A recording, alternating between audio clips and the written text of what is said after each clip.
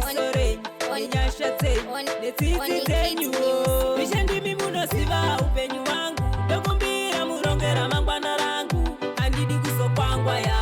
kana kukanga waya ndisaipa nerimwe levo